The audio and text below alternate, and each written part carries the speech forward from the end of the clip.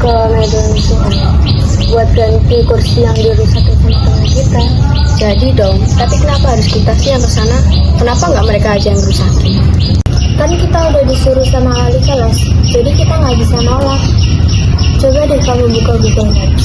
Kita lihat jarak dari SMA 6 ke Medan Suan. Jaraknya deket kok, cuma 800 meter dari sini. Ya udah kalau gitu, nanti sore kita ke sana ya.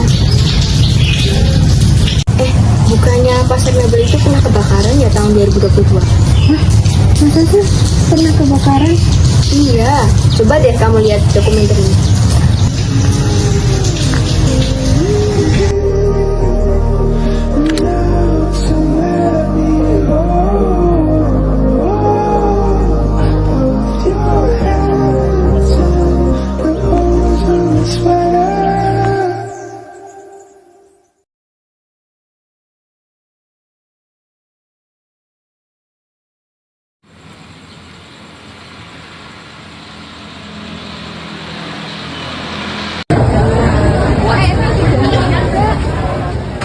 Pencemaran lingkungan adalah masuknya atau dimasukkannya makhluk hidup, zat, energi, atau komponen lain ke dalam lingkungan oleh kegiatan manusia, sehingga kualitas lingkungan turun sampai ke tingkat tertentu yang menyebabkan lingkungan tidak dapat berfungsi sesuai peruntukannya.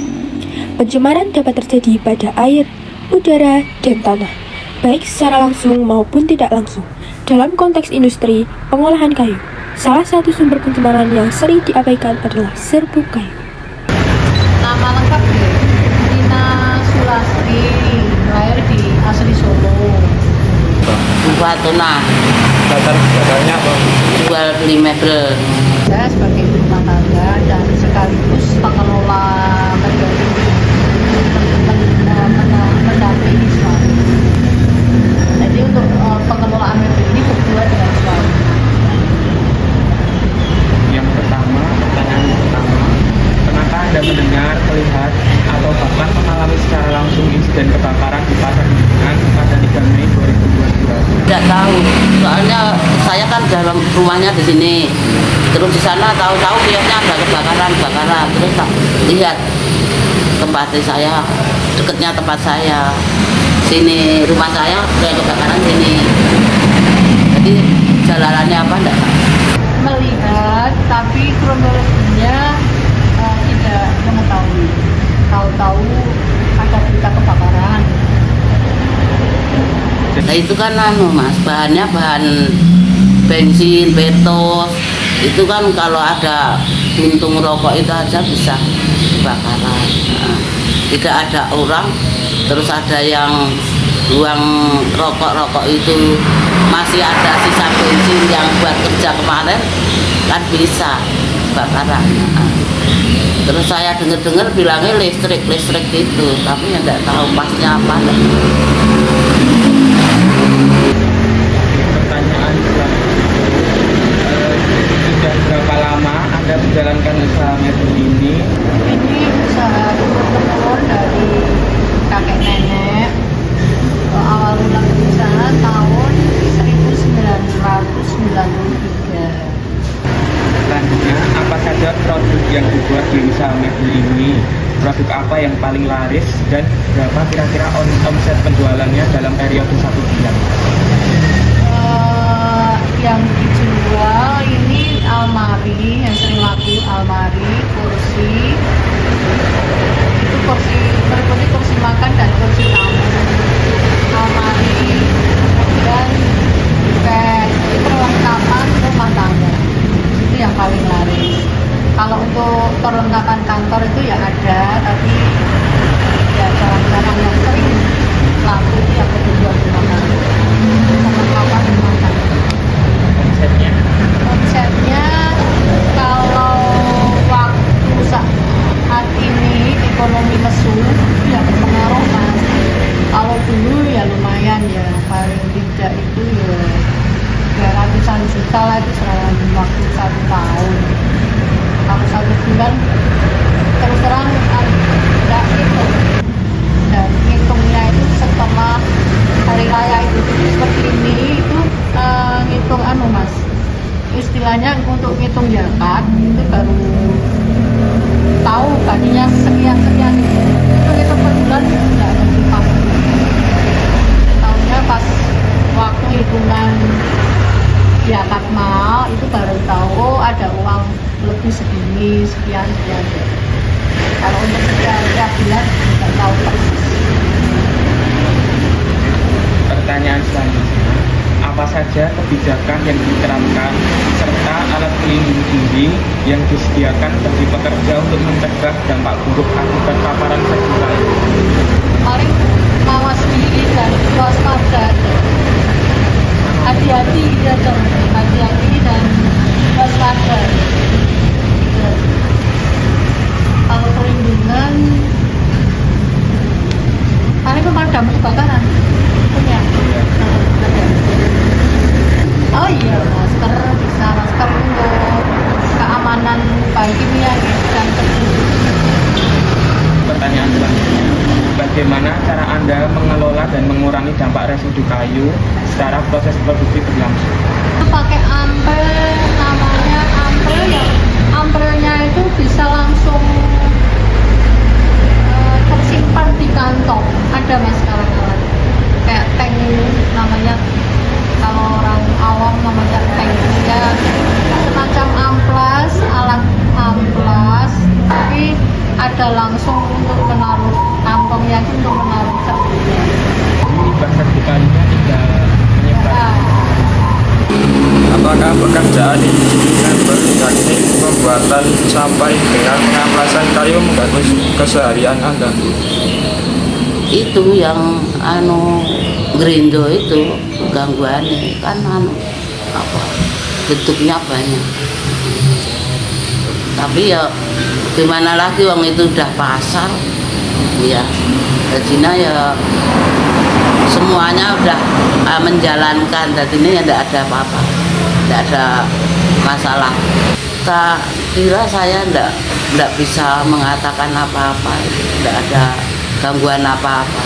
Ya cuma ada kalau apa gerindonya itu banyak, kebunnya banyak, itu aja udah nanti pergi itu aja, nanti udah tidak bau lagi, tidak kebelutukan lagi. Cuma kalau sini ini kerjaannya ada yang kerja kan buat geraji sama gerindo, apa geraji sama masak itu mbak, di dalam situ itu ya ada gambarnya sedikit, soalnya keras sekali kok masak itu dari mana-mana bunyi. Menurut Ibu, apakah keberadaan industri mebel di sekitar sini lebih banyak memberikan manfaat atau justru dampak negatif bagi masyarakat? Manfaatnya banyak mas, soalnya lingkungan anak muda-muda seperti mas ini ya, sudah tidak kerja, terus masuk situ cari kerjaan. Nanti kalau ada yang kerjain kerja itu gerakannya kan banyak gitu di dalamnya. Nah, masalah lingkungannya itu bermanfaat, lingkungan sekitarnya sini itu anak muda-muda itu banyak yang kerja, terus itu dikerjakan, cari kerjaan lain yang tempat mebel ada yang nerima itu. Apa harapan Ibu untuk perbaikan kondisi lingkungan dan kesehatan di sekitar pasar mebel ini ke depan? Nah ini sekarang sudah dibangun gitu ya, sudah ada harapan apa-apa. Pasar mebel sudah diganti di kuburan Mojo sana. Ya tahu belum? Nah ya, sekarang kan pasar mebel dipindah ke sana. Terima kasih. Ya. Menurut Bapak, apakah residu serbu kayu dari industri mebel memiliki dampak terhadap kesehatan manusia? Jika iya, dampak apa saja yang paling sering terjadi pada pekerja maupun masyarakat sekitarnya? Baik ya, kalau untuk residu dari pengolahan industri kayu pasti ada ya, namanya setiap kegiatan pasti menghasilkan limbah. Limbahnya itu bisa terdiri dari limbah yang padat, cair ataupun gas. Karena di sini industrinya industri kayu, otomatis pasti padat, limbahnya limbah padat dan juga bersifat yang partikel debu ya. Kalau misalnya dari limbah industri kayu, otomatis dampak bahayanya itu dari kegiatan penggergajian ataupun pengamplasan ataupun kegiatan pemotongan daripada kayu itu sendiri. Itu juga pastinya lebih ke cenderung ke istilahnya dampak ke polusi ya, polusi, dampak ke pencemaran udara ataupun bahaya di limbah di udaranya, pencemaran udaranya.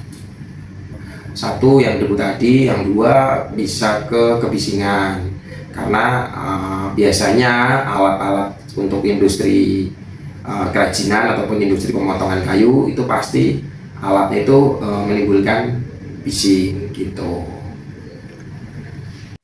Bagaimana residu serbuk kayu tersebut dapat memengaruhi kesehatan manusia, baik dari kandungan zat di dalamnya maupun terhadap sistem organ tubuh? Kalau untuk yang ke tubuh, otomatis pasti kalau nanti dia terhirup ke manusia ataupun pekerja, lambat laun secara terus-menerus pasti dia bisa menyebabkan ISPA ataupun infeksi saluran pernafasan akut. Apa gejala yang biasanya dialami serta organ tubuh yang paling rentan terdampak pada orang yang sering terpapar serbuk kayu? Kalau untuk gejalanya yang paling bisa dinilai ya, bisa dilihat secara awam mungkin batuk gitu, terus juga dia menyerang ke paru-paru kalau misalnya secara konsisten terpapar terus-menerus. Tapi kalau memang paparannya hanya sedikit mungkin ya tidak begitu menimbulkan efek yang terasa ya. Tapi kalau misalnya paparannya dalam jumlah yang banyak dan juga terus-menerus, pasti dia menimbulkan yang paling dominan itu batuk itu, ISPA, terus juga pneumonia. Pneumonia itu nanti bisa ke istilahnya radang paru-paru, bahasa medisnya itu dia infeksi radang di paru-parunya. Bagaimana solusi yang tepat bagi tukang mebel dan masyarakat untuk mencegah kemungkinan dampak buruk bagi kesehatan akibat serbuk kayunya? Kalau solusinya mungkin ya otomatis bisa istilahnya dibenahi dari sistem kerjanya. Jadi evaluasinya dari awal itu dari sistem kerja ataupun lokasi kerja. Jadi kalau APD itu nanti dia proteksi paling terakhir. Kemarin kita habis dari mebel tahu. Cobain. Habis pilih kursi. Tapi kenapa kursi? Disuruh sama wali kelas buat ganti kursi yang rusak. Itu yang rusakin kursinya.